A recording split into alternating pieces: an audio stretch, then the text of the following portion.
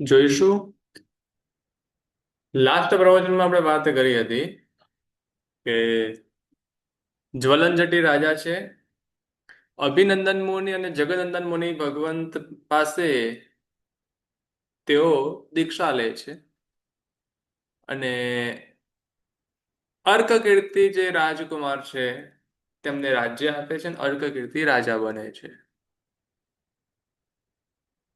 પોતનપુર નગરમાં ત્રિપૃષ્ઠ વાસુદેવ અને અચલ બળદેવના ગુણો સાંભળીને ત્રિપુરુષ વાસુદેવ સાથે સ્વયંપ્રભા નામની પોતાની જે રાજકુમારિકા છે તેમના લગ્ન જ્વલનજટી રાજાએ કરાવી દીધા હતા.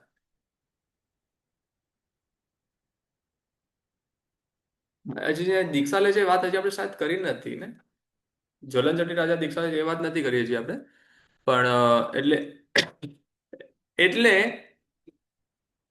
ત્યાં જે અશ્વગીવ જે પ્રતિવાસુદેવ રાજા હતા એમને ખૂબ જ ક્રોધ આવે છે અને એ જ્વલનજટી રાજા ઉપર અને અર્કકીર્તિ યુવરાજ ઉપર ત્યાં પણ ક્રોધિત હતા.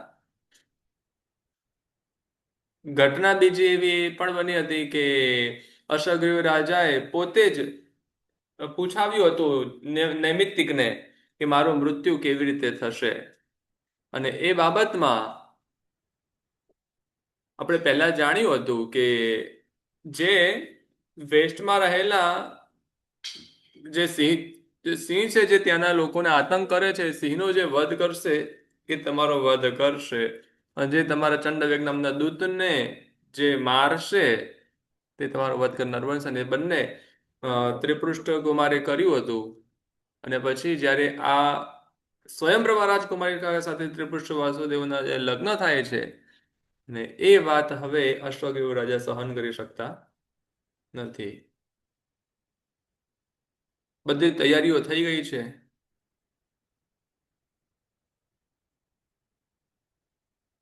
યુદ્ધ માટે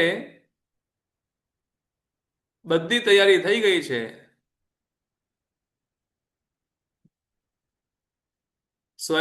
ત્રિપુષ્ટ કુમાર સ્વયંપ્રભા દેવીને પરણીને હાથીની ઉપર જઈને પોતાના ઘરે ચાલ્યા અને એમના દૂતો અશ્વગીવ રાજા પાસે ચાલ્યા. અશ્વગીવ રાજા ત્યાં આવે છે.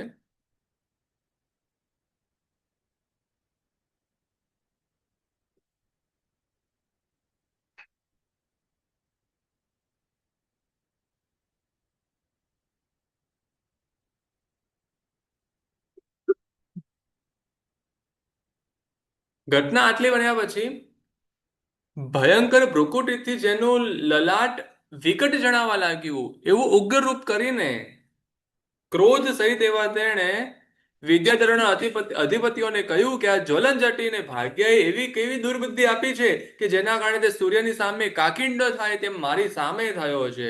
તેનું કુલીનપણું કેવું કે જેણે મારા જેવા યોગ્યને છોડીને પોતાની પુત્રી પ્રજાપતિ રાજાના પુત્રની સાથે પરણાવી છે.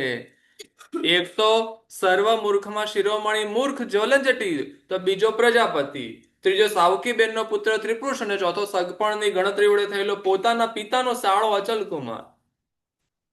આ બધી વાત પણ આપણે લાસ્ટ ક્લાસમાં કરી હતી. આ બધા જ નિર્લજ્જ થઈને મરવાની ઈચ્છાવાળા છે.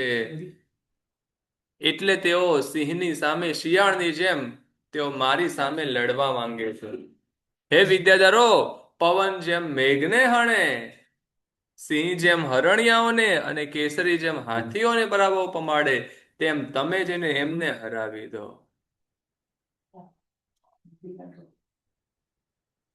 પ્લાન થઈ ગયો, બધી તૈયારીઓ થઈ ગઈ.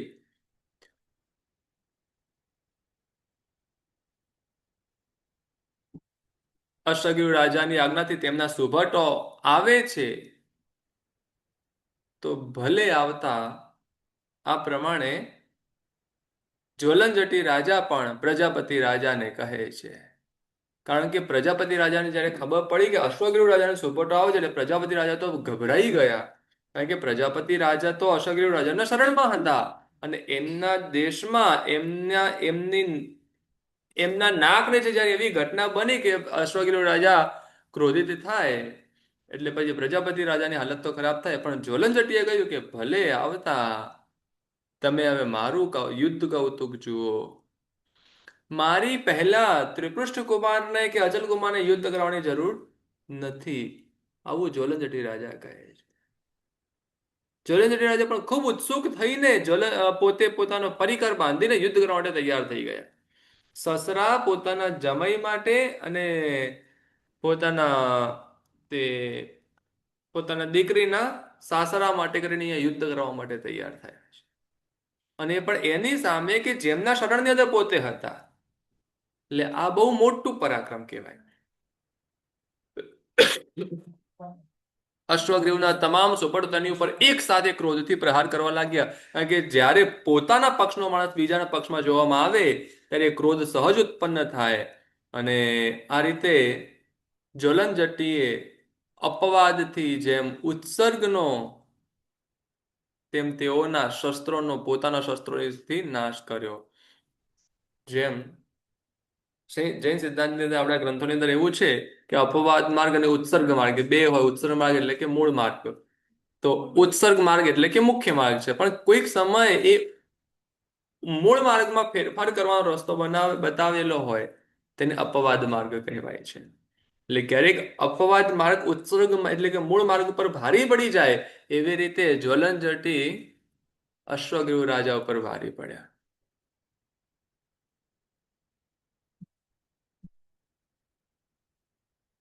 પછી ઉત્પાત કાળનો મેઘ જેમ કરાની વૃષ્ટિથી હાથીઓને ઉપદ્રવ પમાડે, તેમ પોતાના તીક્ષ્ણ બારોની વૃષ્ટિથી તે બધા સુભટોને ઉપદ્રવિત કરી રહ્યા હતા. સહજ વારમાં વાદી જેમ સર્પોના ગર્વને હરી લે તેમ પોતાના વિદ્યાના બળ અને ભુજાના બળથી જ્વલન જટીએ એ બધા વિદ્યાધરોના વિદ્યાના બળને હણી લીધું. એમની તાકાતને હણી લીધી, એમની વિદ્યાઓને હણી લીધી. હવે બધા સુભટો વિદ્યા વગરના થઈ ગયા. તેઓને કહ્યું, હવે વિદ્યાધરો ચાલ્યા જાઓ, અનાથ અને ગરીબીઓ તમને કોઈ નહીં મારે. તમારા અશ્વગ્રીવને તમે મધ્યમાં સ્વામી કરીને રથાવર્ત પર્વત પર આવવાના, અમે પણ થોડી વારમાં ત્યાં પહોંચીશું. આ પ્રમાણે જ્વલન જટીએ અહીંયા જે યુદ્ધ માટે આવી ગયા તેમને અહીંથી ખસેડીને રથાવર્ત પર્વત પર મોકલ્યા. અશ્વગ્રીવના સુભટો પણ ડરીને પ્રાણ લઈને કાગડાની જેમ ત્યાંથી ભાગી ગયા. અને જાણે કે મસીથી લીંપાયેલા હોય તેમ બહુ અત્યંત લજ્જાથી જેમના મુખ મલિન થઈ ગયેલા છે એવા તે સુભટો પણ મયુરગ્રીવ રાજાના પુત્ર અશ્વગ્રીવ રાજા પાસે ગયા.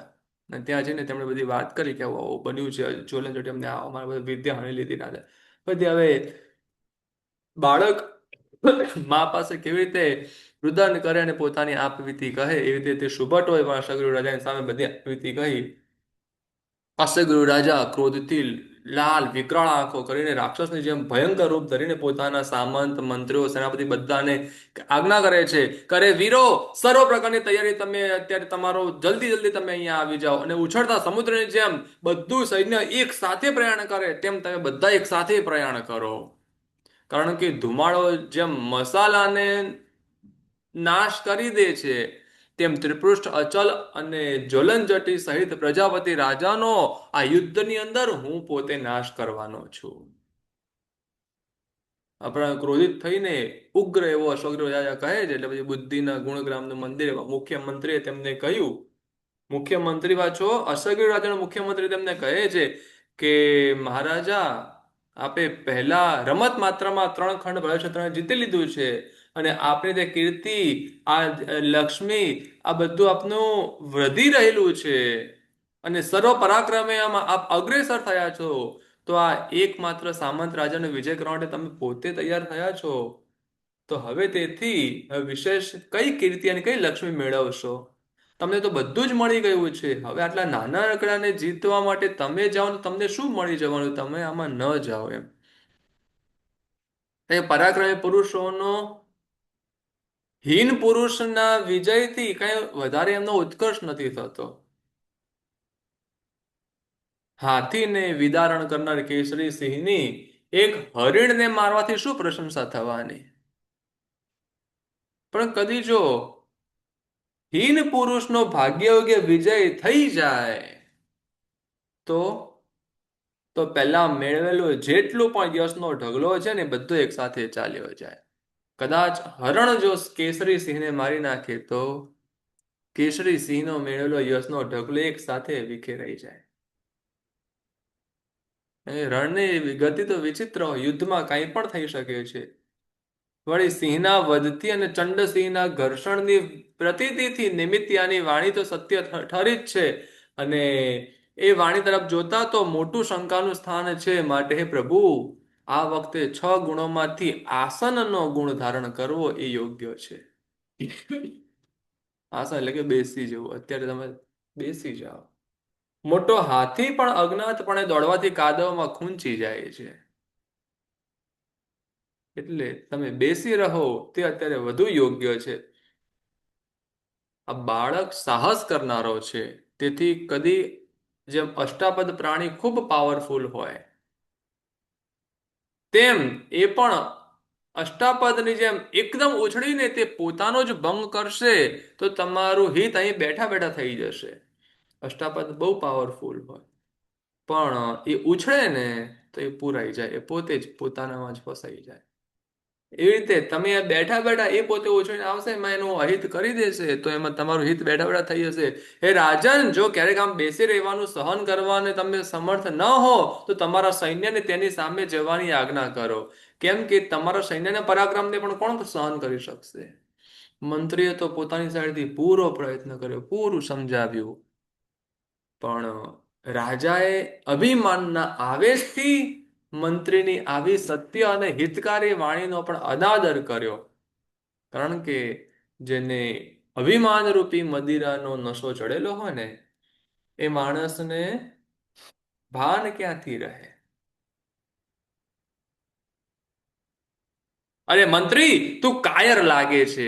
આ પ્રમાણે કહીને મંત્રીનો તિરસ્કાર કરીને ક્રોધિત થયેલા રાજાએ સેવકોની પાસે તરત જ તે બધા યુદ્ધ માટે પ્રસ્થાનનો દુંદુભી વગડાવ્યો. દુંદુભીના નાદથી જાણે કે બધા પાસે જ રહ્યા હોય તેમ બધા સૈનિકો સામગ્રી સાથે ત્યાંથી દૂરથી તરત ત્યાં આવીને ભેગા થયા.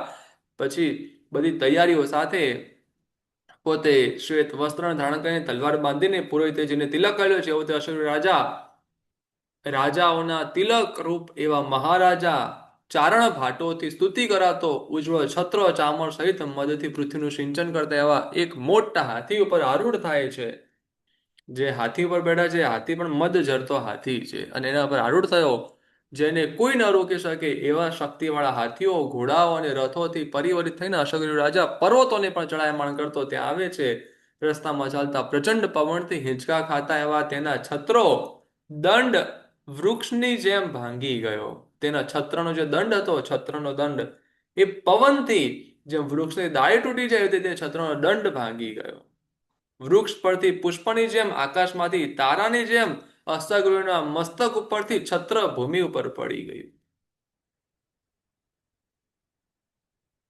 આ બહુ મોટું અપશુકન કહેવાય.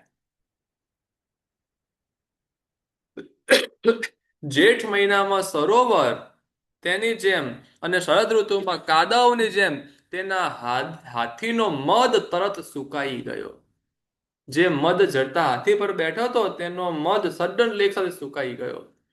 આ સુકાઈ જાય તો આ પણ બહુ ભયંકર અપશુકન છે. જાણે કે કાળથી ડરી ગયો હોય તેમ ગુરુ, શું તેને સુકાઈ ગયું? શું સુકાઈ ગયું આપે કીધું? એટલે હાથીના ગંડસ્થાનમાંથી અભિમાન. મધ ઝરતું હોય, ખૂબ સુગંધી હોય ને ખૂબ પાવરફુલ એક તત્વ, અને એ બહુ પાવરફુલ જે હાથી હોય ને એનામાંથી જ મધ નીકળે. અને એ મધ જળતા હાથી પર બેઠો તો અસગર રાજા ને એના હાથીનો મધ સુકાઈ ગયો. અને અચ્છા. મધ સુકાઈ ગયો અને તે મૂત્ર કરવામાં લાગ્યો, મૂત્ર ઉત્સર્ગ કરવા લાગ્યો, એટલે મૂત્ર કરવા લાગ્યો. એ હાથી વિરસપણે ગર્જના કરીને પોતાનું મસ્તક નીચું નમાવે છે. અને નીચું નમાવ્યું ત્યારે ચારેય તરફની રજની વૃષ્ટિ, એટલે કે ચારે બાજુ રેતીની વૃષ્ટિ થાય છે, લોહીનો વરસાદ થાય છે, દિવસે નક્ષત્રો દેખાય છે. આ બધા બહુ ભયંકર અપશુકનો છે. દિવસે નક્ષત્રો દેખાય છે, ઉલ્કાપાત દેખાય છે, વીજળી પડતી દેખાય છે. આવા બધા ઉત્પાતો થવા લાગ્યા. ઊંચું મુખ કરીને કૂતરાઓ દીન સ્વરે રોવા લાગ્યા. સસલાઓ પ્રગટ થવા લાગ્યા. સસલાઓ દેખાય એ પણ અપશુકન છે.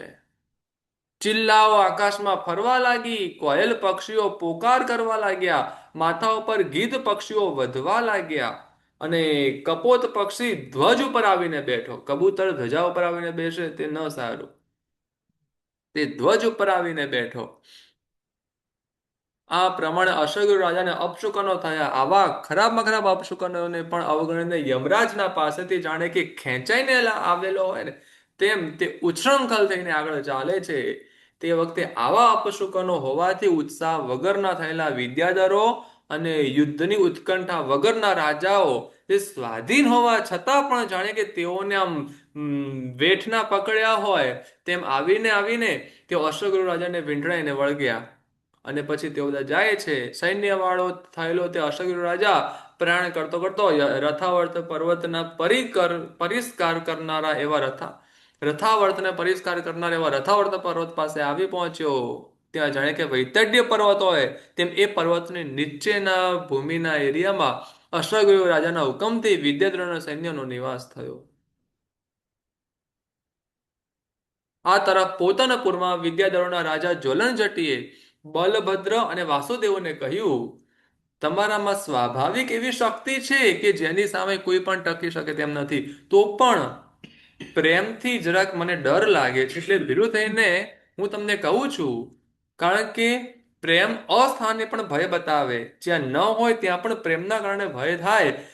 એટલે વિદ્યાથી દુર્મદ, જેને ભયંકર ખોટો એવો અભિમાન છે, બળવાન છે, જે વિદ્યાથી બળવાન છે, તીવ્ર છે, અને અનેક રાજાઓની સહાય વાળો છે, અને હંમેશા જે જીતનારો છે, અને ઊંચી ગ્રીવા વાળો છે, એ અશ્વગ્રીવ કોને શંકા કરવા યોગ્ય નથી. આવો અશ્વગ્રીવ સામે ઉભો એટલે ડાઉટ તો થાય.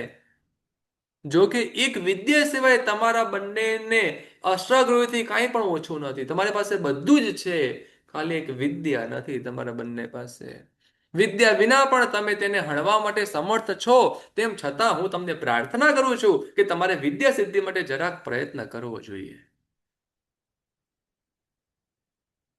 હવે અહીંયા યુદ્ધ કરવા માટે નીકળી ગયો, ત્યાં પહોંચી ગયો છે ને અહીંયા આગળ જ્વલનજટી રાજા ત્રિપૃષ્ઠ કુમારને અને અચળ પ્રદેવને કહે છે કે તમે વિદ્યા માટે પ્રયત્ન કરો. હવે અત્યારે કે વિદ્યા ભણવા બેસાય? અત્યારે વિદ્યા મેળવી શકાય?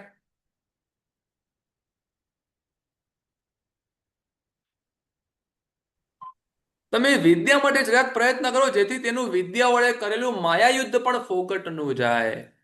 જ્વલન જટીના આવા વચનોનો સ્વીકાર કરીને તેઓ શુદ્ધ વસ્ત્ર પહેરીને વિદ્યાનું વિદ્યાનું આરાધન કરવા માટે તૈયાર થઈ ગયા. જ્વલન જટીએ તેમને વિદ્યા શીખવી એટલે તેઓ મંત્ર બીજના અક્ષરોને મનમાં શ્રવણ કરતા બંને ભાઈઓએ એકાગ્ર ચિત્તે 7 રાત્રિ પસાર કરી. એન્ડ ટાઈમ પર વિદ્યા પણ તો પણ શીખી શકાય છે. અને તેઓ 7 રાત્રિ સુધી એકાંતમાં જઈને જંગલમાં જઈને સાધના કરે છે. અને ગુરુજી, 7મા દિવસે નાગશેષને પણ કંપ થયો અને સર્વ વિદ્યાઓ ધ્યાનમાં આરૂઢ એવા બળભદ્ર અને વાસુદેવને પ્રાપ્ત થઈ ગઈ. બધી વિદ્યાઓ 7 દિવસમાં આવી ગઈ.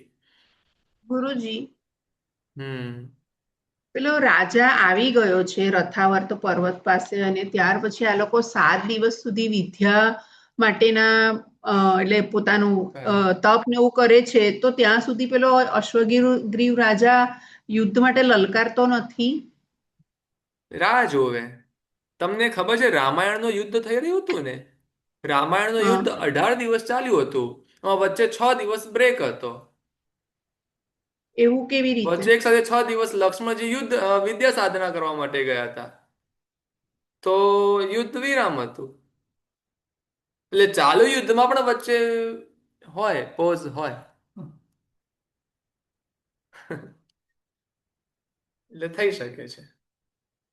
આપણે અહીંયા 20 દિવસ પછી સીઝ ફાયર ચાલુ છે ને, એટલે થાય.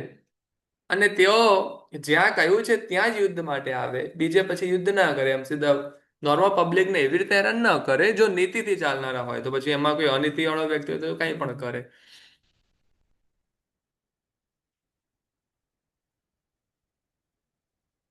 ગારુડી, રોહિણી, ભુવનક્ષોભણી, કૃપાણ સ્તંભની, શ્યામ શુંભણી, વ્યોમચારિણી, તમિશ્રકારિણી, સિંહત્રાસિની, વેગાભિગામિની, વૈરી મોહિની, દિવ્યકામિની, રંધ્રવાસિની, શુક્રાણુ કૃષાણુ વર્ષણી, નાગવાસિની, વારી શોષણી, ધરિત્રવારિણી, બંધ મોચની, વિમુક્ત કુંતળા, નાના રૂપિણી, લોહ શૃંગલા, કાળ રાક્ષસી, છત્રદશદિકા, ક્ષણ શૂલિની, ચંદ્રમૌલી, વૃક્ષમાલિની, સિદ્ધ તાડનિકા, પિંગનેત્રા, વન પેશડા, ધ્વનિતા, અહિફણા, ઘોષિણી અને ભીરુ ભીષણા.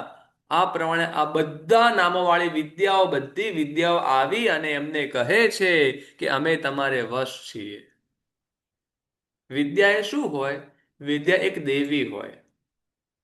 એ દેવી આવીને એમના વશ થાય. વિદ્યા સિદ્ધ થવાથી બંને જણા ધ્યાનથી મુક્ત થયા.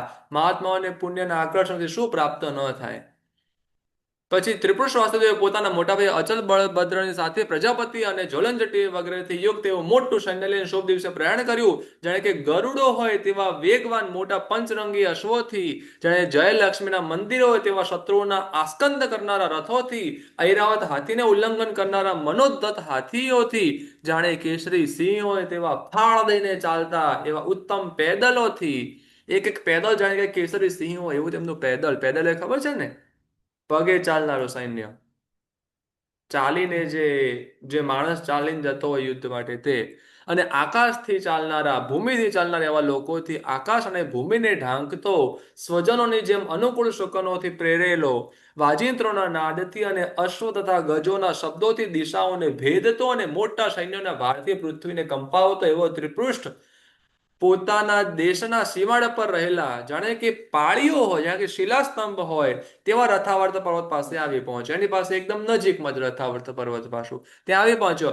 બંને સૈન્યમાં તમે આ યુદ્ધ ભૂમિમાં સભ્ય થવા માટે આવો એમ પોતાના સ્વર વડે જાણે દેવતાઓને બોલાવતા હોય તે વાજિંત્રો વાગવા લાગ્યા. બંને સૈન્યની અંદર વાજિંત્રો વાગી રહ્યા છે. દેવ અને દૈત્યના ઇન્દ્રોની જેમ, એક બાજુ દેવના ઇન્દ્ર અને એક બાજુ દૈત્યના ઇન્દ્ર, અને બંનેનું જેમ એવી રીતે યુદ્ધની ઉત્કંઠાવાળા ત્રિપુરુષ અને અશ્વગ્રીવના સૈન્યો સામસામે આવીને સ્થિત થયા. કવચ ધરીને સજ્જ થયેલા એ બંને સૈન્યોનો કોલાહળ અશ્વ સૈન્યએ ચૂર્ણ કરેલી પૃથ્વીની રજની જેમ દિશાઓમાં વ્યાપી ગયો. સૈન્યના નિશાનની ધ્વજાઓ ઉપર રહેલા સિંહ, અષ્ટાપદ, ચિત્તા, હાથી, વાનરોથી સર્વ આકાશ ભયંકર યુદ્ધ જેવું દેખાવ, ભયંકર જંગલ જેવું દેખાવા લાગ્યું. અને જાણે કે જંગલની અંદર બધા પશુઓ હોય તે બધાની ધ્વજાઓમાં અલગ બધા એવા સિંહ, ચિત્તા, વાનર વગેરેના ચિહ્નો હતા. નારદના જાણે કે બંધુઓ હોય તેમ કળહ ક્રીડા કરવામાં કુતૂહળ વાળા એવા શુભટોને ઉત્સાહ આપવામાં ચતુર એવા ભાટચારણો યુદ્ધભૂમિમાં ફરવા લાગ્યા. બંને સૈન્યોએ યુદ્ધનો આરંભ કર્યો. તેઓની બાણની શ્રેણીથી જાણે કે આકાશમાં પક્ષીઓ ઉડતા હોય તેવો દેખાવો થઈ રહ્યો.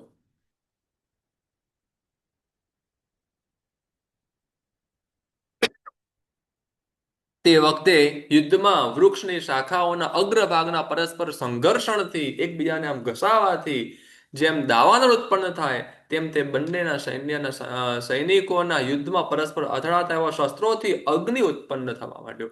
સમુદ્રમાં પરસ્પર અથડાવાથી જેમ અનેક જળજંતુઓનો વિનાશ થાય તેમ શસ્ત્રના બીજા શસ્ત્ર વડે યુદ્ધ કરનાર એવા અમિત પરાક્રમી એવા અનેક શુભટોના તે રણભૂમિમાં વિનાશ થવા માંડ્યો.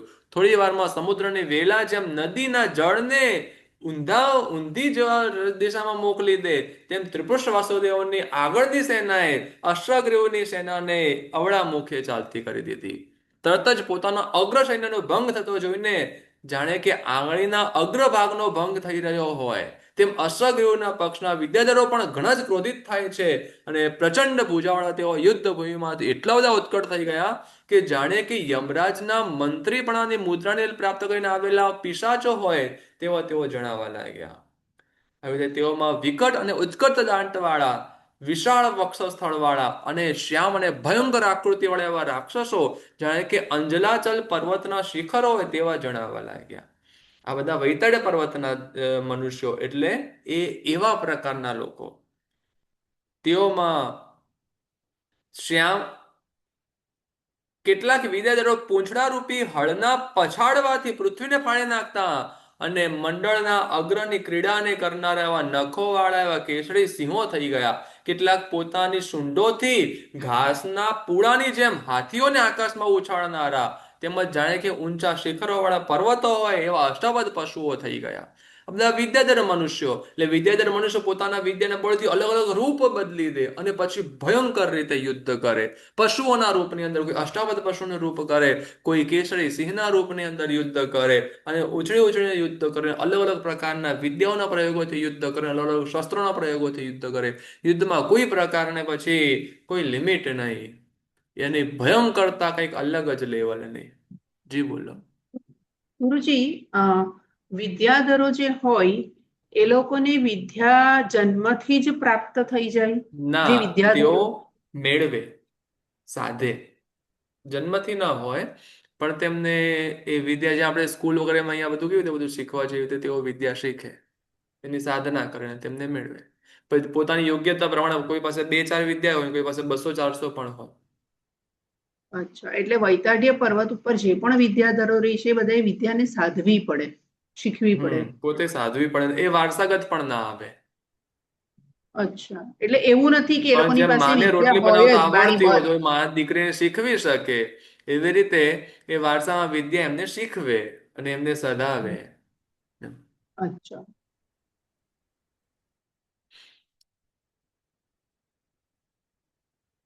જાણે કે યમરાજને બોલાવતા હોય તેમ ભયંકર શબ્દો કરતા તે વિદ્યાધરો જલ્દીથી ત્રિપુરુષના સૈન્યને ઉપદ્રવ કરવા લાગ્યા. એથી જેઓના મુખ ગ્લાનિ પામી ગયા છે અને જેમનો ઉત્સાહ ભંગ થઈ ગયો છે એવા પ્રજાપતિ રાજાના પુત્ર ત્રિપુરુષ વાસુદેવના સુભટો તરત જ વિચાર કરવા લાગ્યા કે આ શું થયું? અમે રસ્તાના ભ્રમથી આ યમરાજના નગરમાં આવી ગયા, અથવા શું રાક્ષસોના નિવાસ સ્થાનમાં આવ્યા, કે ભયંકર વિંધ્ય સ્થળમાં આવી ગયા, અથવા શું અશ્વગ્રીવની આજ્ઞાથી આ બધા ભૂત અને ક્રૂર પ્રાણીઓ અમને હણી નાખવા માટે પોતપોતાના સ્થાનેથી અહીં આવેલા છે? ખરેખર એક કન્યાના નિમિત્તે આ પ્રલય કાળ પ્રાપ્ત થઈ ગયો છે.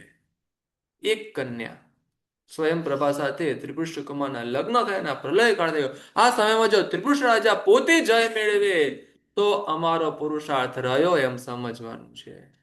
આ પ્રમાણે ચિંતામાં મગ્ન એવા અને બુદ્ધિ વગરના થઈ ગયેલા સુપટો જ્યારે યુદ્ધમાંથી પાછા વળવાનો પ્રયત્ન કરવા લાગ્યા, એ જ્વલનજટીએ આવીને ત્રિપુરુષને કહ્યું, આ સર્વ વિદ્યાધરોની કેવળ માયા છે, આમાં કંઈ પણ સાચું નથી. હું બરાબર જાણું છું, કારણ કે સર્પનો ધસારો સર્પ જ જાણે,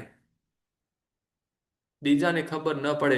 એ મંદ બુદ્ધિવાળા વિદ્યાધરોએ એવી માયા બતાવીને પોતાની અશક્તિ બતાવી આપી છે, કારણ કે શક્તિવાન એવો કયો પુરુષ આવીને બાળકને બીવડાવવાની ઈચ્છા કરે? માટે હે મહાવીર, બેઠા થાઓ, રથ ઉપર આરૂઢ થાઓ અને આ શત્રુઓને માનરૂપી ઊંચા પર્વત ઉપરથી હેઠા ઉતારો. કિરણોથી પ્રકાશિત થયેલા સૂર્યની જેમ તમે જ્યારે રથમાં આરૂઢ થશો ત્યાર પછી કયા પુરુષનું તેજ વધશે. આ પ્રમાણે જળનજટીએ ત્રિપુરુષ કુમારને કહ્યું, એટલે મહારથીઓમાં અગ્રેસર ત્રિપુરુષ વાસુદેવ સૈન્યને આશ્વાસન આપીને મોટા રથ ઉપર આરૂઢ થયો, અને મોટી ભુજાવાળા અચલ બલરામ પણ યુદ્ધના રથ ઉપર આરૂઢ થયા, એ પણ બેઠા. પછી જ્યારે બીજી કોઈ વખતે પણ પોતાના નાના ભાઈને એકલા ન મૂકતા તો યુદ્ધ વખતે તેમને એકલા કેમ મૂકે? પછી સિંહો જેમ પર્વતના શિખરો ઉપર ચડે તેમ જલનજટી વિદ્યાધરો પણ રથો ઉપર આરૂઢ થયા. તે વખતે વાસુદેવના પુણ્યથી ખેંચાઈને આવેલા દેવતાઓ આવીને ત્રિપુરુષ વાસુદેવને શાંગ નામનું દિવ્ય ધનુષ્ય આપ્યું. ત્યાં હવે એમને દેવતાઓ તેમને દિવ્ય ધનુષ્ય આપે છે, શાંગ ધનુષ્ય આપે છે, અને કૌમુદી ગદા આપી, પાંચજન્ય નામનો શંખ આપ્યો, કૌસ્તુભ નામનો મણિ આપ્યો, નંદક નામનું ખડગ એટલે તલવાર આપ્યો, અને વનમાળા નામની એક માળા અર્પણ કરી. તેમજ બલભદ્રને સંવર્તક નામનું હળ આપ્યું, સૌનંદ નામનું મુસળ આપ્યું અને ચંદ્રિકા નામની ગદા આપી. તેઓને આ પ્રમાણેના દિવ્ય શસ્ત્રો મળેલા જોઈને હર્ષ પામેલા સર્વ સુપટો જાણે કે યમરાજના પુત્ર હોય તેમ પાછા એકઠા થઈને પૂર્ણ પરાક્રમ બતાવવા અધિક યુદ્ધ કરવા લાગ્યા. ત્રિપૃષ્ઠે યુદ્ધરૂપી નાટકમાં નાંદી રૂપ અને શબ્દથી દિશાઓના મુખને પૂરનાર એવો 5 જન્ય નામનો શંખ રત્ન ફૂંક્યો.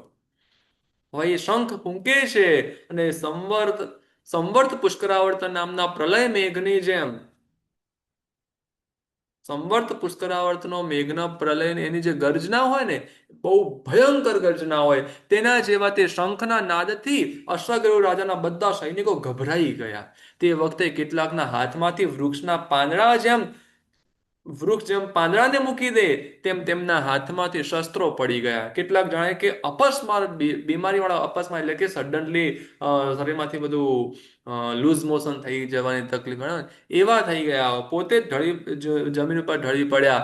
કે કેટલા શિયાળની જેમ ડરપોક થઈને નાસી ગયા. કેટલાક સસલાની જેમ આંખોની સામે હાથ આડા દઈને સંતાઈ ગયા. કેટલાક ઘોડ પક્ષીની જેમ ગુફામાં પેસી ગયા અને કેટલાક જળની બહાર મૂકેલા શંખલાની જેમ ખળભળવા લાગ્યા.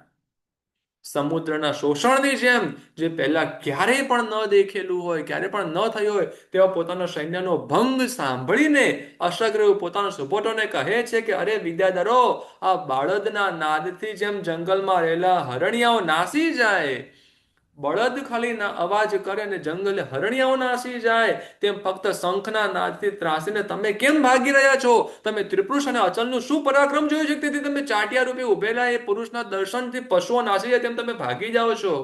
ચાટિયો ઉભો હોય ખેતરની અંદર, એને દેખીને પશુઓ ભાગી જાય એમ તમે કેમ ભાગી રહ્યા છો? આજ સુધી અલગ અલગ પ્રકારના યુદ્ધની અંદર મેળવેલો યશ તમે હારી જાઓ છો, કારણ કે ધોયેલા સફેદ વસ્ત્ર ઉપર પડેલો એકમાત્ર પણ જો કાળજળનો ડાઘ હોય તો તે વસ્ત્રની શોભાને ઘટાડી દે છે. એ ભાગ્ય યોગે તમારામાં જે આ સ્ખલિતપણું આવી ગયું છે, જે જરા ગભરાવાપણું આવી ગયું છે, તેને તમે દૂર કરો. આકાશમાં ચડનારા એવા તમારી આગળ આ જમીન પર ચાલનારા મનુષ્યોની શું હિસાબમાં શું તાકાત?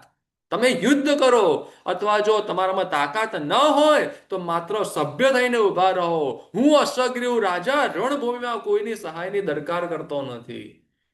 હવે અશ્વગ્રીવ રાજા પોતાના સૈન્યોને પાછું જગાડે છે.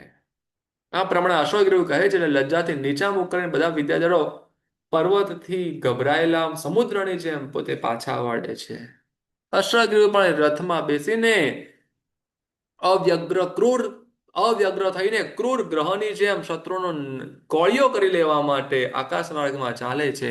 જાણે કે નવા અસ્ત્રોનો મેઘ હોય તેમ બાણોથી, શસ્ત્રોથી અને બીજા શસ્ત્રોથી તેને ત્રિપૃષ્ઠના સૈન્ય ઉપર વરસાદ કરવા માંડ્યો. એ અસ્ત્રોના વરસાદથી ત્રિપુરુષનું બધું સૈન્ય ગભરાઈ ગયું. કારણ કે ભૂમિચર મનુષ્ય ક્યારે પણ ધીર હોય તો પણ આકાશચારીઓની સામે શું કરી શકે? અને ત્રિપુરુષનું આખું સૈન્ય તો જમીન પર ચાલનારું સૈન્ય. પછી બલરામ, ત્રિપુરુષ અને જ્વલનજટી રથમાં બેસીને પોતાના વિદ્યાધર સુપોટોની સાથે આકાશમાં ઉડે છે. હવે આ લોકો પાસે વિદ્યા છે, જ્વલનજટી પાસે છે, ત્રિપુરુષ પાસે છે, બલરામ પાસે છે. આકાશમાં ઉડ્યા. બંને પક્ષના વિદ્યાધરો આકાશમાં રહીને ગુરુની પાસે જેમ પરીક્ષા આપે તેમ પરસ્પર પોતાની વિદ્યાશક્તિ બતાવવા અધિક અધિક યુદ્ધ કરવા લાગ્યા. તે વખતે બંને સૈન્યના ભૂચર વીરો પણ જંગલમાં જેમ હાથી લડે તેમ પરસ્પર ઘણો ક્રોધ કરીને યુદ્ધ કરવા લાગ્યા. થોડી વારમાં શસ્ત્રોથી પરસ્પર પ્રહાર કરતા એવા વિદ્યાધરોના લોહીની પહેલા ક્યારે પણ ન થયેલી હોય તેવી ઉત્પાતકારી એવી વૃષ્ટિ થવા માંડી. લોહીનો વરસાદ થવા લાગ્યો. પરસ્પર આઘાતના શબ્દોથી આકાશને પણ ગજાવતું અને દંડના નાદથી જાણે સંગીત જેવું જણાતું એવું દંડાદંડી યુદ્ધ કેટલાક વિદ્યાધરો કરવા લાગ્યા. ઉદ્દંડ ભુજાથી પ્રચંડ એવો કોઈ ડંકાઓથી ઢોલની જેમ અને ખડગ દંડ વડે, ખડગ એટલે તલવાર વડે શત્રુઓને મારવા લાગ્યા. બીજાને યુદ્ધમાં જય સહન ન કરી શકનારા એવા કોઈ પરસ્પર મળતી વખતના કાંસી તાલની જેમ, કાંસુ વગાડી એનો જે અવાજ આવે એવી રીતે કાંસી તાલની જેમ કોઈ આકાશ પર રસ્તાને પાડતા તડ તડ શબ્દ કરતી શક્તિઓને ફેંકવા લાગ્યા. એ બધી શક્તિઓ ફેંકે છે. કોઈ ભયંકર સર્પોની જેવા શલ્યોની વૃષ્ટિ કરવા લાગ્યા. કોઈ જાણે કે બીજા ગરુડો હોય તેવા પત્રોથી સ્ફુરાયમાન પત્રી જાતના શસ્ત્રોને વરસાવવા લાગ્યા. હવે તો પોતાની વિદ્યાઓથી શસ્ત્રોનો વરસાદ કરી રહ્યા છે. એવી રીતે બંને સૈન્યમાં ઉછળતા અને પડતા એવા શસ્ત્રોથી આકાશ અને પૃથ્વી જાણે કે અલગ અલગ પ્રકારના શસ્ત્રોથી ઢંકાઈ ગયેલી હોય ને તેવી દેખાવા લાગી. કોઈ તરત જ છેદીને હાથમાં લીધેલા એવા શત્રુઓના મસ્તકો વડે જાણે કે ઉદ્ભટ એવો ક્ષેત્રફળ આવેલો હોય તેમ યુદ્ધભૂમિમાં તેવા દેખાવા લાગ્યા. હાથીના મુખથી જેમ ગણપતિ અને ઘોડાઓના મુખથી જેમ કિન્નરો ઓળખાય, કિન્નરનો લુક કેવો હોય તો ઘોડાના મુખ જેવો હોય, એવી રીતે તેમ કબંધ ઉપર પડેલા હાથી અને અશ્વના મસ્તકોને લીધે અનેક સૈનિકો તેવા પ્રકારના દેખાવા લાગ્યા. તરત છેદાઈને ઘણી વાર કમરના ભાગ ઉપર પડેલા પોતાના મસ્તક વડે નાભી મુખવાળા ભૂત હોય તેમ કેટલાક તો એવા ભૂત જણાવવા લાગ્યા. મસ્તક છેદાઈને કમર પર પડ્યું છે, અને જે એ નાભી મુખવાળા ભૂત એવા દેખાઈ રહ્યા હતા. વીર પુરુષોના કબંધો દેવીના સ્વયંવરથી જાણે કે ઘણો હર્ષ પામ્યા હોય તેમ નૃત્ય કરવા લાગ્યા. કોઈના મસ્તકો છૂટા પડી ગયા છતાં જાણે કે કબંધ ઉપર ચડાવીને આદરથી મંત્રો બોલતા હોય તેમ હુંકાર હુંકાર શબ્દો કરવા લાગ્યા. મસ્તકો છૂટા પડી જાય છતાં એવો અવાજ. આ પ્રમાણે કલ્પાંત કાળની જો ભયંકર સંગ્રામ થયો તે વખતે ત્રિપુષ્ટવાસી દેવે પોતાનો રથ અશ્વદેવના રથની સામે લાવ્યો. મહારથીઓમાં અગ્રણી એવા બલરામ પણ સ્નેહના ગુણથી આકર્ષાઈને પોતાના નાના ભાઈ ત્રિપુષ્ટના રથની પાસે પોતાના રથના ઘોડાઓને ખેંચીને લાવે છે. તે વખતે અશ્વગ્રીવોને બહુ જ ક્રોધ આવે છે. અત્યંત ક્રોધથી લાલ પીળો થઈને પોતે આંખો પ્રસારે છે ને તેમની સામે જોતો જોતો જાણે કે તે બંનેને હમણાં પી જવાની ઈચ્છા કરતો હોય ને તેમ તે હવે અશ્વગ્રીવ તે ત્રિપુષ્ટ કુમારને કહે છે, અરે તમારા બંનેમાં મારા ચંડસિંહ દૂત પર ધસારો કરનાર કોણ છે? અને પશ્ચિમ દિશાના અંતમાં રહેલા સિંહનો ઘાત કરીને દુર્મદ થનારો કોણ છે? પોતાના જ વધ માટે વિષ કન્યા જેવી જ્વલન જટીની સ્વયંપ્રભા કન્યાને કોણ પરણ્યો છે? વાનર જેમ સૂર્ય સામે ફાળ મારે તેમ મારી ઉપર ફાળ મારનાર તમારા બંનેમાંથી છે કોણ? કયો મૂર્ખ બુદ્ધિવાળો પુરુષ મને સ્વામી તરીકે નથી માનતો? આટલી વાર સૈન્યનો નાશ થવા છતાં પણ તમે શા માટે ઉપેક્ષા કરી છે? તમે બે કોના આશ્રયથી મારી સામે થયા છો? અરે બાળકો, આનો આન્સર આપો. પછી આ પ્રમાણે અનુક્રમે એક અથવા એક સાથે સિંહની જેમ હાથીના બાળકોની જેમ તમે મારી સાથે યુદ્ધ કરો. પેલા અનુક્રમે યુદ્ધ કરો અથવા એક સાથે યુદ્ધ કરો. જેમ હાથીનું બચ્ચું મદનિયું જેમ સિંહની સામે યુદ્ધ કરવા જાય એમ તમે બંને મારી સામે યુદ્ધ કરો. આવા વચન અશ્વગ્રીવના. અને એ સાંભળીને ત્રિપૃષ્ટ પણ હસતા હસતા હવે કઈ છોડી બાકી રાખે. એ પણ કહે છે, અરે દુષ્ટ, તારા દૂતને ખેંચનારે ને મારનારો, પશ્ચિમ દિશાના સિંહનો નાશ કરનાર, સ્વયંપ્રભાને પરણનાર, તને સ્વામી તરીકે નહીં માનનાર અને આટલી વાર તારી ઉપેક્ષા કરનાર હું પોતે ત્રિપૃષ્ટ છું. અને આ બળથી બળવાન સૈન્યનો નાશ કરનારા મારા મોટા ભાઈ બળરામ છે. ત્રણ લોકમાં પણ તેની સામે ટકી શકે તેવો કોઈ નથી, તો તું કોણ માત્ર છે? હે મહાબાહુ, જો તને વધારે પડતું અભિમાન હોય તો સૈન્યનો ક્ષય કરવાની કાંઈ જરૂર નથી. તું પોતે અસ્ત્ર ગ્રહણ કર. તું મારો યુદ્ધ ભૂમિનો મહેમાન છે. આપણા બંનેનું દ્વંદ્વ યુદ્ધ થાઓ. ભુજાઓનું કૌતુક પૂર્ણ થાઓ. અને અમે બંને સૈન્યના સુભટો માત્ર સભ્ય થઈને જોયા કરો. બંને પ્રકારના સૈન્ય છે માત્ર સુભટો સભ્ય થઈને દેખો.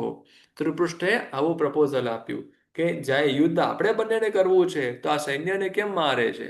તો એમને ઉભો રાખ, જોવા દે, તારી તાકાત છે, તને આટલો બધો અભિમાન છે તો તું આવી જા મારી સામે. આ પ્રમાણે અશોક અને ત્રિપુષ્ટ બંને અંગીકાર કરીને પોતપોતાના છડીદારો પાસે પોતપોતાના સૈન્યને યુદ્ધ કરતા અટકાવે છે. પછી એક હાથ મધ્યમાં રાખી બીજો હાથ કામઠાની અણી ઉપર રાખી અશ્વગ્રીવે યમરાજને ભૃકુટી જેવા ભયંકર ધનુષની ઉપર પણછ ચડાવી અને રણલક્ષ્મીની ક્રીડાના સંગીતની જાણે કે વીણા હોય તેવી ધનુષ્યની પણછ મયુરગ્રીવના પુત્ર એટલે કે અશ્વગ્રીવે પણ હાથ વડે વગાડી. એટલે અશ્વગ્રીવ પણછ વગાડે છે અને ધનુષ્યની ઉપર એને પણછ ચડાવી. ત્રિપુષ્ટ વાસુદેવે પણ નિશા મત્સ્યની જેમ, નિશા મત્સ્ય એટલે કે રાત્રિનું માછલું, એની જેમ સમુદ્રોના નાશને સૂચવનાર એવા શાંગ નામના ધનુષ્યને એની પણછ ચડાવી અને વજ્રનો નિર્ઘોષ જેવો ભયંકર મૃત્યુને આવાહન કરવાના મંત્ર જેવો અને શત્રુઓના બળને હણનાર એવો ધનુષ્યનો મોટો ઘોષ કર્યો. હવે બે સૈન્ય સામ સામે ઊભું છે અને બંનેનો ઘોષ થઈ રહ્યો છે. ખાલી બંને જણા યુદ્ધ માટે તૈયાર છે.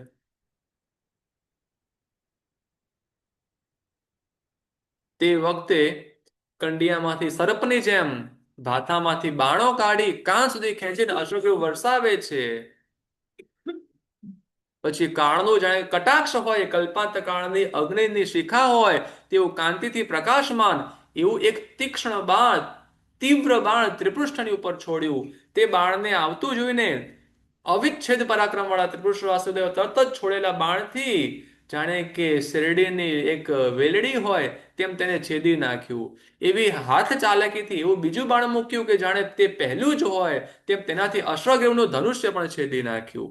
એક સાથે બે બાણ, એક બાણથી અશ્વગ્રીવનું ધનુષ એનું બાણ છેદ્યું અને બીજા બાણથી અશ્વગ્રીવનું ધનુષ્ય છેદી નાખ્યું.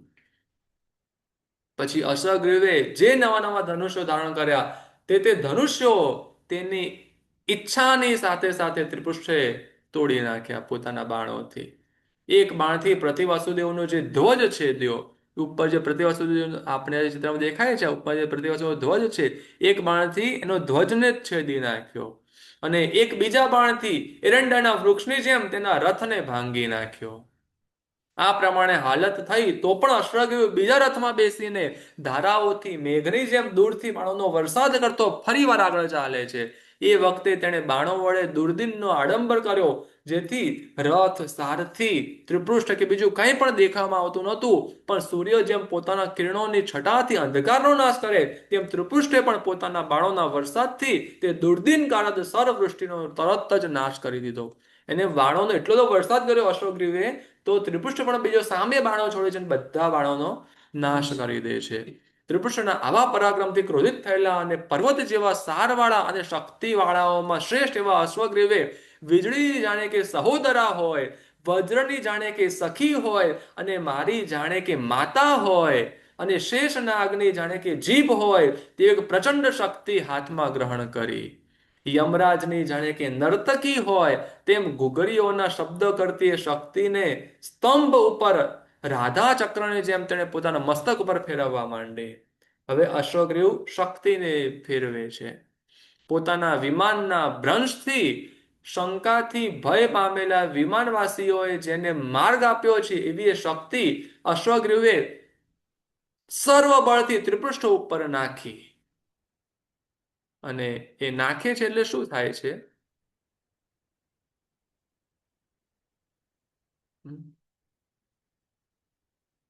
હવે એ જેવું એના પર નાખી એટલે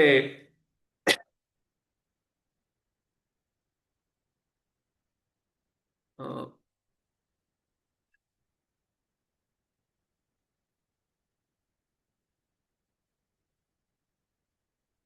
તરત જ ત્રિપુષ્ટ જાણે કે બે ભુજાદંડમાં ત્રીજો ભુજાદંડ હોય અથવા યમરાજનો દંડ હોય તેવી કૌમુદિકી ગદા પોતાના રથમાંથી હાથમાં લીધી અને હાથી જેમ ક્રીડા કરનારની ધમણનો પોતાના શુડાદંડથી વિનાશ કરે તેમ એ આવતી શક્તિની ઉપર તે ગદાનો પ્રહાર કરે છે.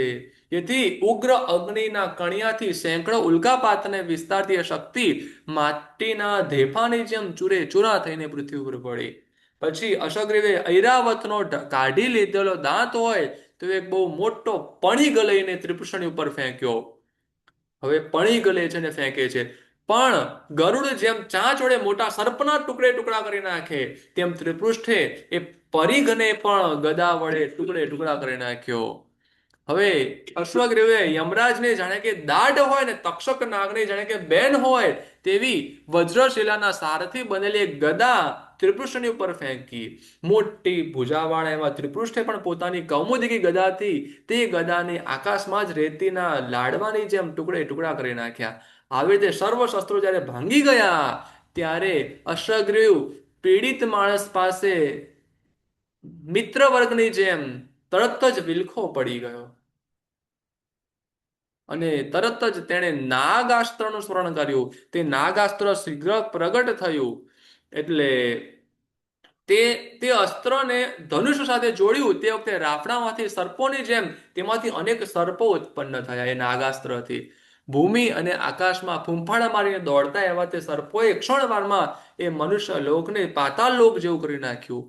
લાંબા ભયંકર અને કાળા એવા મોટા સર્પો સ્ફુરાયમાન થઈને હજારો કેતુઓની ગુરુજી, શંકા કરાવવા લાગ્યા. હજારો કેતુઓ જાણે કે ના આવી રહ્યા હોય એવા તે નાગાસ્ત્ર, એવા તે સર્પો દેખાઈ રહ્યા હતા.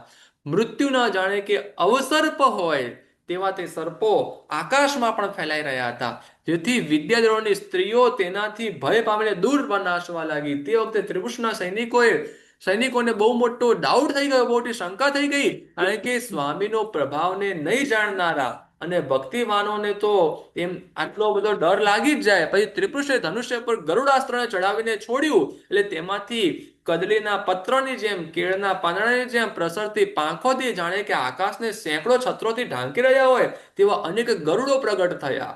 સૂર્યના કિરણોથી અંધકારની જેમ તે ગરુડોની પાંખોના સિતકારથી તે બધા મોટે મોટા સર્પો ચારે બાજુ નાસી ગયા.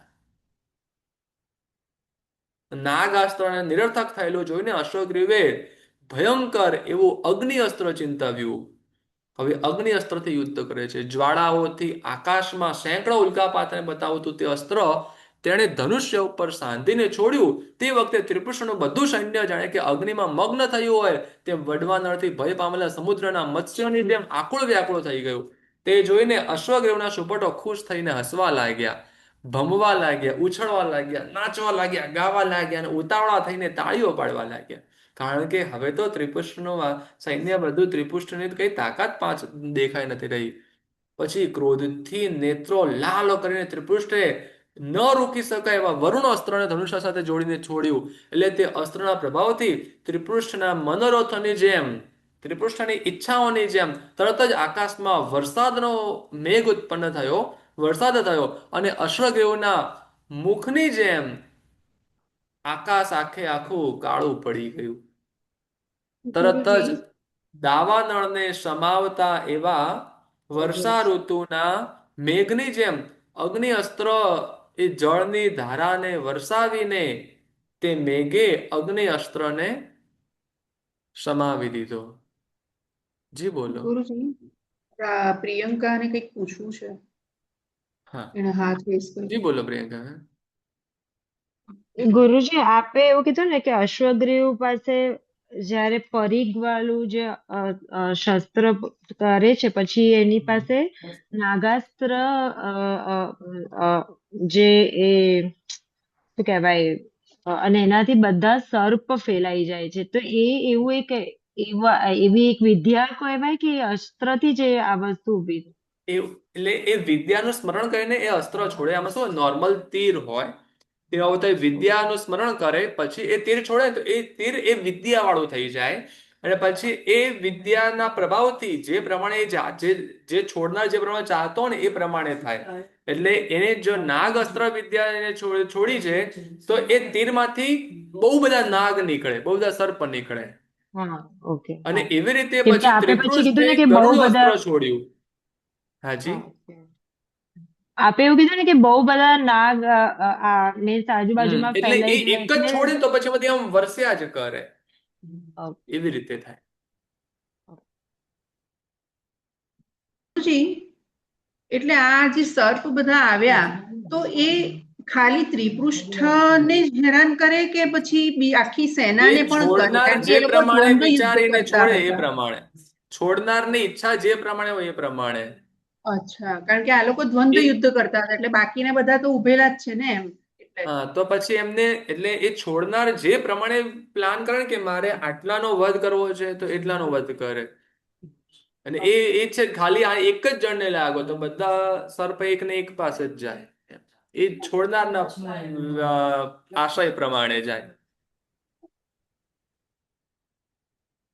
આ પ્રમાણે ઘાસની જેમ ત્રિપુષ્ટે સર્વ અસ્ત્રોને તોડી નાખ્યા, નાશ કરી દીધા જોઈને છેવટે તેમને મારવાને ઈચ્છતા અશ્વગ્રીવે પોતાના અમોઘ ચક્રનું સ્મરણ કર્યું, જેનો અત્યાર સુધી એને ક્યારેય ઉપયોગ નથી કર્યો, કારણ કે તેની પાસે બીજા એટલા બધા શસ્ત્રો હતા કે તેને આની જરૂર નથી પડી અને પોતે પોતાના બળથી બધું જીતવા માંગતો. એટલે હવે તેને ચક્રનું સ્મરણ કર્યું. સેંકડો આરાઓથી નીકળતી સેંકડો જ્વાળા વડે પ્રકાશતું અને જાણે કે સૂર્યના મંડળમાંથી ખેંચી લાવેલું હોય અથવા ખેંચીને લાવેલું એવું યમરાજનું એક કુંડળ હોય અથવા કુંડળ આકારે રહેલો તક્ષક નાગ હોય એવું જણાતું અને ઘૂઘરીઓના અવાજથી વિદ્યાધરોને ત્રાસ પમાડતું એ ચક્ર સ્મરણ કરતા જ પ્રગટ થાય છે. તેને ગ્રહણ કરીને અશ્વગ્રીવ કહે છે, અરે ત્રિપૃષ્ઠ, હજી તારા ગળામાં દૂધ રહેલું એવું હજુ તું બાળક છે. તારો વધ કરવાથી મને બાળ હત્યા લાગશે, તેથી તું ચાલ્યો જા. હજુ સુધી તારી ઉપર મને દયા આવે છે. આ મારું ચક્ર ઇન્દ્રના વજ્રની જેમ કોઈ ઠેકાણેથી હટે તેવું નથી અને નિષ્ફળ થાય તેવું પણ નથી. તેથી જ્યારે હું આ ચક્રને છોડીશ ત્યારે તું તારા પ્રાણને પણ છોડી દેશે, તેમાં કોઈ ડાઉટ નહીં રાખતો. આ માટે તું ક્ષત્રિયપણાનો માનને છોડી દે અને મારી આજ્ઞાને સ્વીકાર કરી લે. તું બાળક છે, તેથી હું તારું પહેલું માઠું આચરણ પણ તારું ખોટું આચરણ પણ હું માફ કરું છું. સારા ભાગ્યથી તારું આ કાર્ય બાળપણાની ચપળતાથી કરેલું હું ગણી લઉં છું. માટે તું જીવતો જા. મારી તને મારવાની કોઈ ઈચ્છા નથી. અશ્વગ્રીવે ત્રિપુષ્ટ કુમારને આવું કહ્યું. એટલે આવું જ અશ્વગ્રીવનું ભાષણ સાંભળીને ત્રિપુષ્ટ હસતો હસતો બોલે છે, અરે અશ્વગ્રીવ, તું ખરેખર ડોસો થઈ ગયો છે, વૃદ્ધ થઈ ગયો છે. નહીતર ઉન્મત્તની જેમ આવા દુર્વચનો કેમ બોલે? પણ વિચાર કર કે બાળક એવો કેસરી સિંહ મોટા હાથીને દેખીને શું પલાયન ન કરી જાય? કેસરી સિંહ બાળક હોય તો એ હાથીને દેખીને ભાગી જાય ખરો? ગરુડનો બાળક શું સર્પોથી પાછો ખસે છે? બાળ એવો સૂર્ય પણ શું સંધ્યાકાળ રૂપી રાક્ષસથી ગભરાય છે? હું બાળક છું, છતાં પણ રણભૂમિમાં તારી સામે નથી આવ્યો. હે મિથ્યાભિમાની, પહેલા નાખેલા શસ્ત્રોનું બળ તો તે જોયેલું છે, તો હવે આ શસ્ત્રને છોડીને તેનું બળ પણ તું જોઈ લે. જોયા વિના તું શા માટે ખોટે ખોટી ગર્જના કરે છે? આ પ્રમાણે ત્રિપુષ્ટના વચનો સાંભળીને આકાશરૂપી સાગરમાં જાણે કે દાવાનળ પ્રગટ્યો હોય એવું એ ભયંકર ચક્ર અશ્વગ્રીવ પોતાના માથા ઉપર ફેરવે છે. ઘણી વાર સુધી ફેરવીને જાણે કે સૂર્યમંડળ ચ્યવી રહ્યું હોય તેવા ભ્રમને ક્ષણવારમાં આપતું એવું તે ચક્ર બધા બળથી તેણે ત્રિપુષ્ટ ઉપર છોડ્યું. ત્રિપુષ્ટ વાસુદેવના પર્વતની શિલા જેવા વિશાળ વિશાળ વક્ષસ્થળની સાથે અથડાઈને એક ચક્ર જાણે કે સામી લપડાક લાગી હોય તેમ એ ધારાથી એ પડી ગયું અને પડીને પાછું હટી ગયું. એ ચક્રના અગ્રભાગના મજબૂત આઘાતથી વજ્રથી માર લાગેલાની જેમ ત્રિપુષ્ટ બેભાન થઈને નીચે પડી ગયા અને આકાશમાં પ્રસરતું એ ચક્ર તે જ ઠેકાણે સ્થિર થઈ ગયું. વાસુદેવની સર્વ સેનામાં તે વખતે હાહાકાર ઉત્પન્ન થયો. શત્રુના પ્રહારથી પોતાના નાના ભાઈને મૂર્છિત થયેલો જાણીને તેમના ઉપરના સ્નેહને લીધે બલભદ્ર પ્રહાર વિના પણ મૂર્છિત થઈ ગયા. બંનેને મૂર્છિત થયેલા એટલે કે બેભાન થયેલા જાણીને અશ્વગ્રીવે સિંહની જેમ સિંહનાદ કર્યો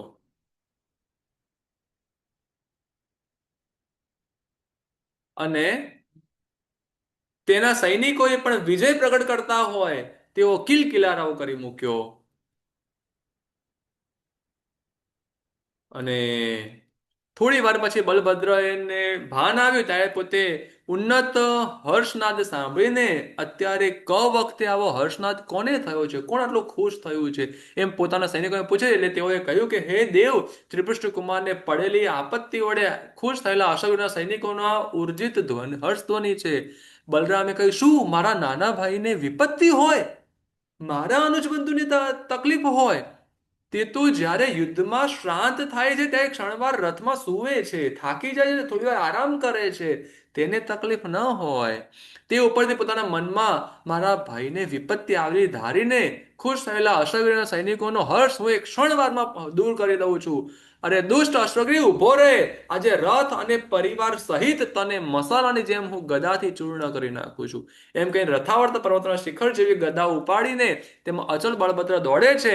તેવામાં ત્રિપુષ્ટ કુમાર જાગી ઉઠ્યા અને આર્ય, અરે આર્ય, હું છું છતાં તમારે આ શું કરવું પડી રહ્યું છે એમ કહીને જાણે કે ઊંઘમાંથી જાગ્યા હોય તેમ ત્રિપુષ્ટ બેઠા થયા.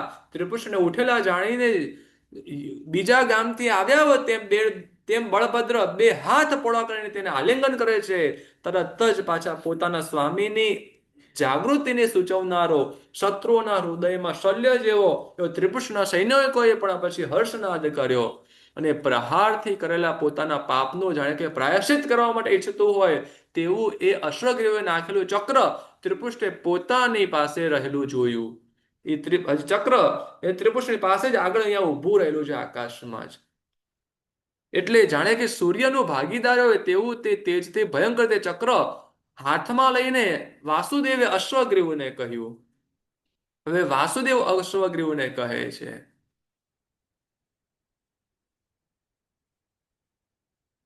કે મોટી ગર્જના કરીને તે મારા ઉપર આ ચક્ર નાખ્યું હતું, પણ પર્વત સાથે હાથીમાં પરાક્રમની જેમ તે આ ચક્રનું પરાક્રમ પણ જોઈ લીધું છે. તો હે દુર્મતી, હવે અહીંથી ચાલ્યો જા. બિલાડાની જેવી પાપ પ્રવૃત્તિ વાળા તને વૃદ્ધને કોણ હણે? તારા જેવા વૃદ્ધને હવે કોણ મારે? આવા વચન સાંભળીને દાંતથી હોઠને ઘસડતો અને ક્રોધથી અંગને કંપાવતો અશ્વગ્રીવ ભ્રુકુટી ચડાવીને કહે છે, અરે શિશુ, અલે બાળક, વૃક્ષના ખરી પડેલા ફળ વડે પાંગણાની જેમ આ એક લોઢાનો એક ખંડ મળવાથી તું કેમ ઉન્મત્ત થઈ જાય છે? લોખંડનો એક ટુકડો તને મળી ગયો, ચક્ર એટલે શું? એક લોખંડનો ટુકડો એ મળી ગયો, તું કેમ આટલો ઉન્મત્ત થઈ ગયો હોય છે? અને એને છોડ મારી ઉપર. મારું બળ જો, એ ચક્રને આવતા જો મુઠ્ઠીથી એ ચક્રના ચૂરને ચૂરા કરી નાખું છું. આવું તો એ અશ્વગ્રીવ કહે છે. અશ્વગ્રીવના આવા પ્રકારના વચનો સાંભળીને અકુંઠ શક્તિવાળા ત્રિપુષ્ણ વાસુદેવે ક્રોધિત થઈને ચક્રને આકાશમાં ભમાડીને અશ્વગ્રીવ ઉપર છોડ્યું અને તે ચક્રએ તરત જ કેળના જાણે કે થડ હોય તેમ કેળના થળની જેમ તે અશ્વગ્રીવનું મસ્તક છેદી નાખ્યું. કારણ કે પ્રતિવાસુદેવ પોતાના ચક્રથી જ હણાય, એટલે એ જ ચક્રથી તેનું મસ્તક છેદી નાખ્યું. તે વખતે વિદ્યાધરોએ હર્ષથી એટલે ખુશીથી વાસુદેવની ઉપર પુષ્પની વૃષ્ટિ કરી અને ઊંચે સ્વરે જયનાદ કર્યો. અશ્વગ્રીવના દીનતા ભરેલા સૈન્યમાં એ પ્રતિધ્વનિથી ભૂમિ અને અંતરિક્ષને રુદન કરાવતો એવો મોટો રુદન ધ્વનિ ઉત્પન્ન થયો. અશ્વગ્રીવના સ્વજનો તરત જ એકઠા થયા અને એમના પુત્રોના નેત્રમાંથી જળતા અશ્રુના જળ વડે તેણે તે નિવાપાંજલિ આપતા હોય તેમ અશ્રુધારા વરસાવતા તેમણે અશ્વગ્રીવના અંગને અગ્નિ સંસ્કાર કર્યો. અશ્વગ્રીવ પ્રતિવાસુદેવ મૃત્યુ પામીને 7મી નરક ભૂમિમાં 33 સાગરોવમના આયુષ્યવાળો નારકી થયો. અને એ જ સમયે દેવતાઓએ ઊંચા સ્વરે ઉદ્ઘોષણા કરી કે હે રાજાઓ, તમે સર્વ પ્રકારના માનને છોડી દો અને લાંબા કાળથી પ્રાપ્ત કરેલા અશ્વગ્રીવનો પક્ષપાત મૂકી દો, કિંતુ ભક્તિથી ત્રિપુષ્ણ વાસુદેવનું શરણ ગ્રહણ કરો.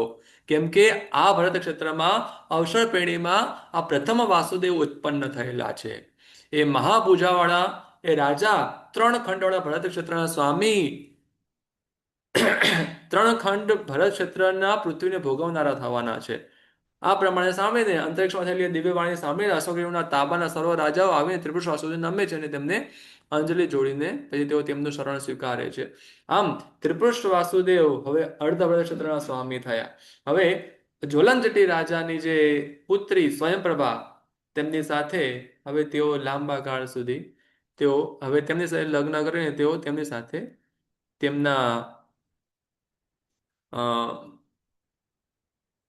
તેમની સાથે ભોગ ભોગવે છે, જીવન જીવે છે. વાસુદેવ થયા છે ત્રિપુષ્ણ. વાસુદેવને 32,000 રાણીઓ હોય, બળદેવની 16,000 રાણી હોય. ગુરુજી, હાજી અરે યાર શું પૂછતી હતી? હા ગુરુજી, પ્રતિ વાસુદેવ અને વાસુદેવ બંને મરીને નિયમા નરકમાં જ જાય? નરકમાં જ છે. બંને વાસુદેવ અને પ્રતિ વાસુદેવ બંને? હવે એ રત્નપુર ચક્રવાલ નગરના જ્વલનજટી, એ રત્નપુર ચક્રવાલ નગરના જે રાજા હતા અશ્વગ્રીવ, હવે એ અશ્વગ્રીવ રાજાનું મૃત્યુ થતા જ્વલનજટી રાજાને ત્રિપુષ્ણ વાસુદેવે રત્નપુર ચક્રવાલ નગરનું રાજ્ય આપ્યું. જ્વલનજટી રાજાને પેલા કહ્યું હતું ને, આપણે પેલી વાત કરી હતી એમને કોઈ નૈમિત્તિકે કહ્યું હતું, તમને તમારી પુત્રી તમે જેમને આપશો એ તમને વિદ્યાધરનું રાજ્ય આપશે. એટલે જ્વલંજટી રાજાને ત્રિપૃષ્ઠ વાસુદેવે વિદ્યાધરનું રાજ્ય આપ્યું. તે રત્નપુર ચક્રવાળ નગરના રાજા બને છે. અને તેમના પુત્ર અર્કકીર્તિ, તેમની પુત્રી સ્વયંપ્રભા, સ્વયંપ્રભાના લગ્ન ત્રિપુષ્ટ વાસુદેવ સાથે થતા ત્રિપૃષ્ઠ અને સ્વયંપ્રભાના અ એમના એમને એક પુત્ર જન્મે છે. એમનું નામ પડે છે શ્રી વિજય. ગુરુજી ફરીવાર કહેશો?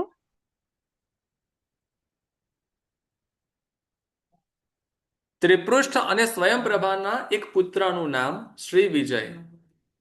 એક મિનિટ, ચાર્જર માટે. ગુરુજી, સ્વયંપ્રભા એની મુખ્ય રાણી હતી વાસુદેવની. ત્રિપુષ્ટ વાસુદેવની પટરાણી હતી સ્વયંપ્રભા. મારે ત્યાં બેસવું પડશે, એક મિનિટ. હા,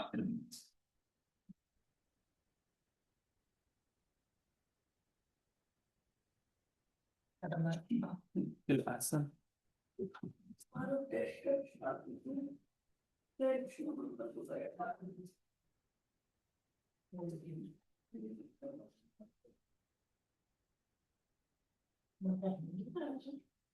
અર્કકીર્તિ વિદ્યાધર. ગુરુજી, પુત્રનું નામ શું કીધું? શ્રી વિજય. હમણાં તમને કહું છું બધું. તો હવે વિદ્યાધર રાજા મેઘવનની જ્યોતિર્માળા નામની પુત્રી, જે મેઘવન રાજાએ પોતાના પુત્ર માટે સ્વયંપ્રભાની માંગણી કરી હતી, એમની પુત્રી જ્યોતિર્માળા હતી. એમની પણ આપણે વાત કરી હતી. તેના લગ્ન અર્કકીર્તિ સાથે થયા હતા. આ વાત પણ આપણે કરી હતી. તો એટલે અર્કકીર્તિના જ્યોતિર્માળા સાથે લગ્ન થયા. અને પહેલા દેવલોકની અંદર આપણે પહેલા જે વાત કરી હતી, શ્રીષણ રાજાનો જીવ સૌધર્મ કલ્પ દેવલોકમાં હતો. એ શ્રીષણ રાજાનો જીવ સૌધર્મ કલ્પથી ચ્યવીને કમળમાં હંસની જેમ જ્યોતિર્માળાના ગર્ભમાં અવતર્યો. આપણે વાત કરી હતી 4 જીવની. એમાં અર્કકીર્તિ રાજા અને જ્યોતિર્માળા એ બંને રાજા રાણી બને છે.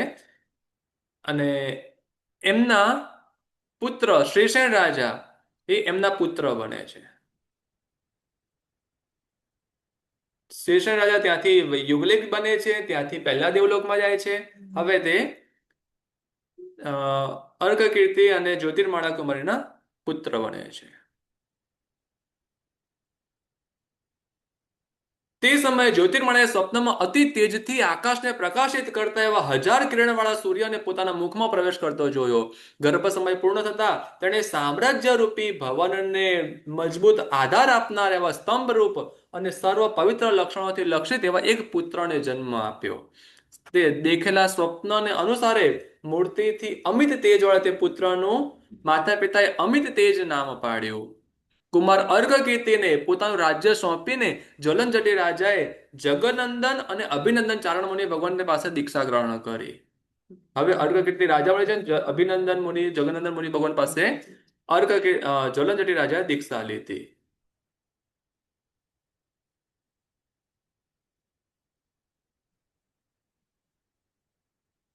સત્યભામાનો જીવ, જે સૌધર્મ દેવલોકમાં હતા, તે પણ ચેવે છે. અને જ્યોતિર્માળા અને અર્કકીર્તિની પુત્રી પણ ઉત્પન્ન થાય છે.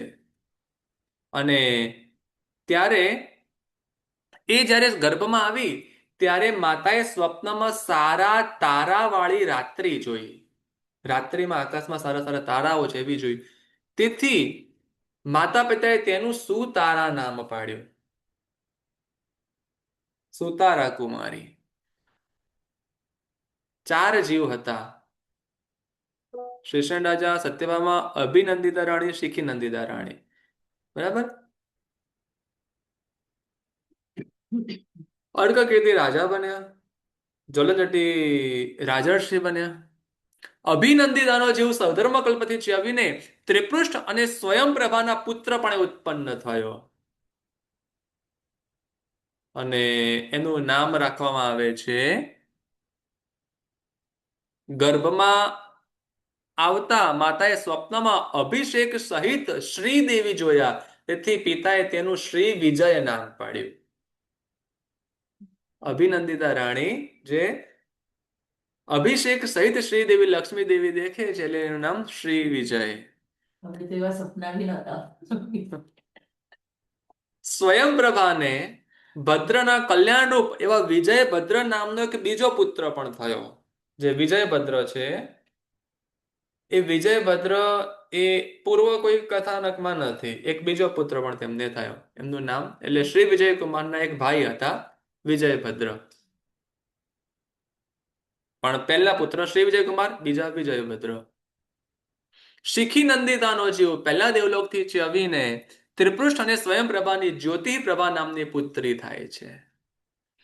હવે 4 જીવ 2 ફેમિલીમાં અલગ અલગ જગ્યાએ જતા રહ્યા. એક અર્કકીર્તિ રાજાના રાજકુમાર અને રાજકુમારિકા, અને એક ત્રિપૃષ્ઠ વાસુદેવના રાજકુમાર અને રાજકુમારિકા. એકનું નામ શ્રી વિજય અને જ્યોતિપ્રભા, એકનું નામ અમિત તેજ અને સુતારા. હજી એક વ્યક્તિ હજી બાકી છે, કપિલ, અચલ ગ્રામનો કપિલ, સત્યભામાનો પતિ કપિલ. તે તિર્યન ચક્રે ઘણી બધી યોનિમાં લાંબા કાળ સુધી પરિભ્રમણ કરે છે અને સંસારમાં ભમીને ચમરચંચા નામની નગરીમાં અશ્વિની ઘોષ નામનો વિદ્યાધરનો બળવાન એવો રાજા બન્યો.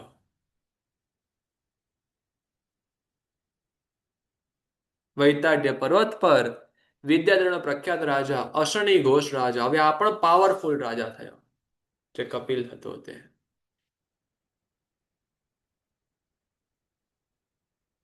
યાદ આવ્યું ને આ બધું? હવે અહીંયા નવી ઘટના શરૂ થશે ને, ગુરુજી, કારણ આ કે નગરનું નામ શું છે? ચમરચંચા નગરી.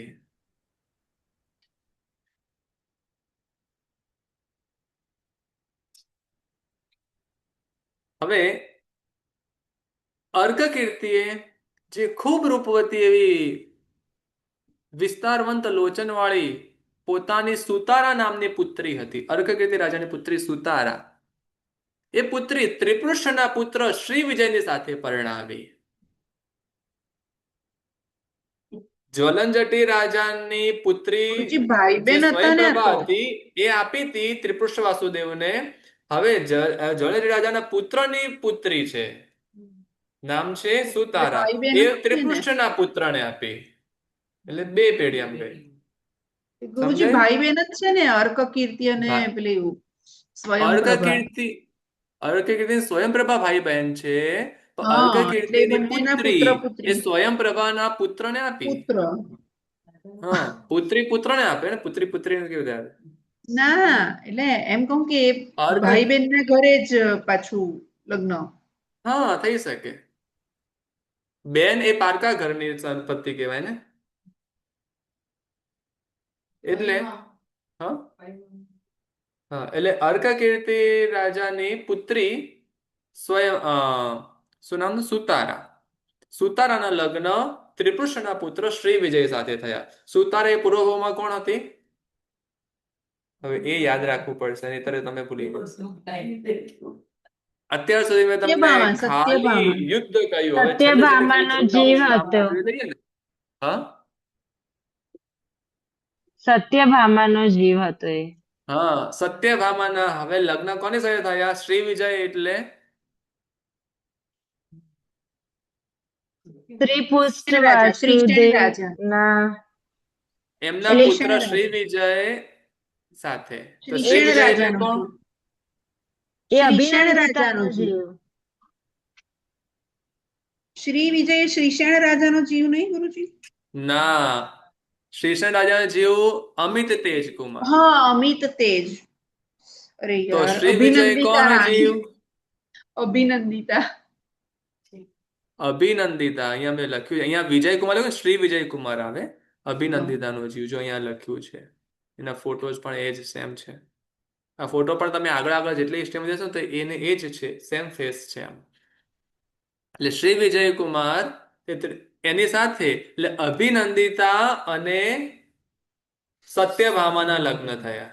બરાબર, એટલે આ ભાવમાં શ્રી વિજયકુમાર અને સુતારાના લગ્ન થયા. ત્રિપૃષ્ઠે પોતાની અતિ સુંદર પુત્રી જ્યોતિપ્રભાને અર્કકીર્તિના પુત્ર અમિત તેજની સાથે વિવાહ કર્યો. અમિત તેજ એટલે શ્રી વિજય રાજા અને જ્યોતિપ્રભા, હા શ્રી વિજય રાજા, શ્રીસેન રાજા, શ્રી વિજય શ્રીસેન રાજા અને જ્યોતિપ્રભા એટલે શીખી નંદિતા, જે પૂર્વમાં શીખી નંદિતા જે શ્રીસેન રાજાની રાણી હતી, એમના આ ભાવની અંદર એ અમિત તેજ સાથે જ્યોતિપ્રભાના લગ્ન કર્યા. હા, પાછા રાજા રાણી થાય. એટલે હવે બે બાજુ ભાઈ બહેન હતા એ અદલા બદલી થઈ, એ જ પરિવાર એવું થયું ને.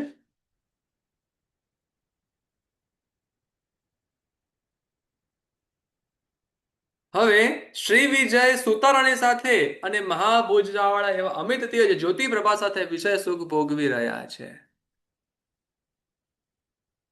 એક વખત રત્નપુર ચક્રવાળ નગરના લક્ષ્મી વડે દેવવન જેવા એવા વિશાળ ઉદ્યાનની અંદર અભિનંદન મુનિ, જગનંદન મુનિ, જ્વલનજટી મુનિ ભગવાન ત્રણેય મહાશય મુનિ ભગવાન આવે છે. જાણે કે મૂર્તિમાં જ્ઞાન વગેરે ત્રણ રત્ન હોય એવા તે ત્રણ મહાત્મા સમાવો સરે છે. પોતાના પિતા અને તેમના ગુરુને આવેલા જાણીને અર્કકીર્તિએ તરત જ ઉદ્યાનમાં આવીને વંદના કરી અને વંદના કરે છે. ઉત્કંઠા તે વિલંબને સહન કરી શકે નહીં. અભિનંદન મુનિએ મહામોહરૂપી બરફના ઢગલાને ગાળવામાં સૂર્યના કિરણ જેવી એવી દેશના આપી અને તે દેશના સાંભળવાથી અર્કકીર્તિને સંસાર પર વૈરાગ્ય થયો. તેથી અંજલિ જોડીને તેને અભિનંદન મુનિને વિનંતી કરી કે હું મારા પુત્ર અમિત તેજને રાજ્ય પર બેસાડીને દીક્ષા લેવા માટે પાછો આવું, ત્યાં સુધી તમે અહીં બિરાજવા કૃપા કરશો. હવે અર્કકીર્તિ રાજા એ પોતે પોતાના પિતા મુનિ જ્વલનજટી મુનિ ભગવાન પાસે દીક્ષા લેવા ચાહે છે અને અભિનંદન મુનિ શીખી જગનંદન મહાત્મા જે હતા એમની પાસે દીક્ષા લેવા માંગે છે. કહે છે કે મારા પુત્ર અમિત તેજને રાજ્ય આપીને પાછો આવું, તે સુધી તમે રાહજો. શું હવે અમિત તેજ કુમારને રાજ્ય આપી શકશે કે પેલા અસરની ઘોષ નામનો વિદ્યાધર રાજા જે બેઠો છે એને પાછી બીજી કોઈ તકલીફ ઊભી થશે? કેમ કે એ પણ પાછો મોટો પાવરફુલ રાજા બન્યો છે. પેલા કપિલ હતો, હવે તો અહીંયા રાજા છે. અને અહીંયા હવે ત્રિપૃષ્ઠના પરિવારમાં આ બધું શું છે, ક્યાંથી કોણ શું છે કઈ સમજ નથી પડી રહી. આમાંથી શાંતિનાથ ભગવાનનો સંબંધ તો થઈ ગયો છે, પણ આમાં કોણ ક્યાંથી છે કઈ સમજ હજી પડી નથી. તો એ વિશેષ વાત આપણે ક્લિયરિટી માટે નેક્સ્ટ ક્લાસમાં જોઈશું. બાકી આજે એમ બેઝિક તો આવી જ ગયું છે આમાં, પણ છતાં પણ વિગત આપણે નેક્સ્ટ ક્લાસમાં જોઈશું. ગુરુજી રેકોર્ડિંગ મોકલાવજો ને. હા, મેસેજ કરજો ને. સમય થઈ રહ્યો છે, પાઠ પૂર્ણ કરીશું. સૌ સાથે મળીને સર્વમંગલ બોલીશું. સર્વમંગલ માંગલ્યમ સર્વકલ્યાણ કારણમ પ્રધાનમ સર્વધર્માણામ જૈનમ જયતિ શાસનમ. પ્રણામ ગુરુજી. પ્રણામ ગુરુજી. તમારે પ્રણામ ગુરુજી. પ્રણામ ગુરુજી. બહુ જ કન્ફ્યુઝ